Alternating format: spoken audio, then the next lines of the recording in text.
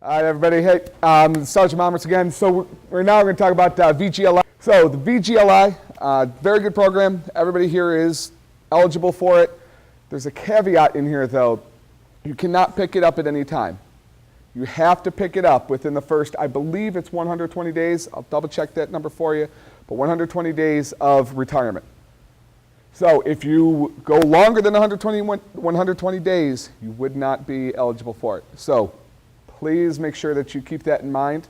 When you're shopping, they do give you this grace period where the HCAN will still cover you for that 120 days should you elect to keep it.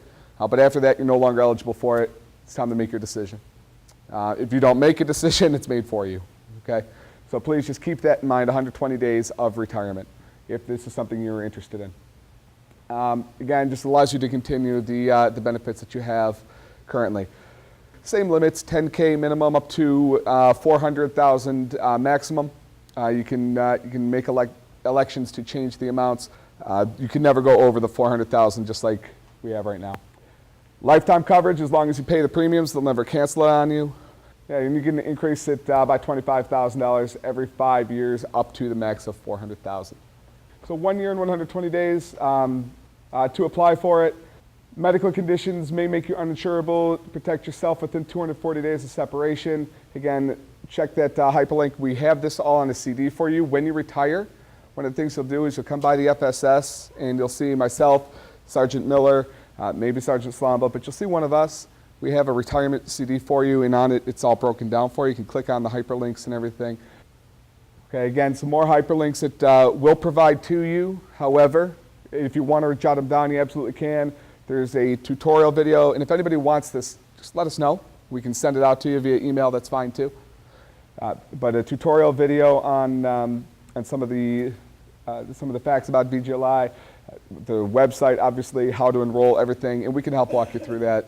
There's no problems with that. Spouses are also covered under the VGLI as well. It's very similar to the SGLI, with the exception of the rates. And again, spouses cannot have more coverage than you. You know, all the same rules, everything like that apply. To be honest with you, it's your money. I'm not going to spend your money, but it makes it kind of cost prohibitive. The 400,000, especially once you start getting up a little bit older in age. As you can see, once you hit 75 or older, it jumps all the way up to over $1,800 per month. So, and it's a sliding scale, right? The older you get, the more expensive it costs. So take a look at everything. Some of the other plans are a little bit more economical, so you might want to check out those plans as well instead of completely getting rid of it. For example, the most that $10,000 in coverage ever is $46. So it's a pretty drastic change in the amount of monthly premium. But again, this stuff is all on the website. This information right here, this is stuff that we can get to you. However, it's not that capped, whatever it is now, $27, $28, whatever it is right now for SGLI. It's not the same. It definitely is a different price structure for the VGLI. So that's something to keep in mind when you're researching all your different options, whether to get rid of life insurance altogether, go with a civilian plan, or keep this. The rates and some of the pre-existing conditions that Sergeant Shennefield just spoke about, something to keep in mind. So he asked if, say you have whatever amount from your civilian employer, do you need to have this in place? The answer is yes and no. The answer is if you want to keep the military's life insurance, then yes, you have to have this in place within 1 year and 120 days. So we'll call it 16 months just for ease of understanding, right? We'll call it 16 months. You have to have this set up. If you don't want it, because you have your civilian coverage, you have your whatever coverage on the outside, or you just don't want life insurance at all, then in that case, you don't have to have it set up because you're going to elect not to keep it. You don't have to have it.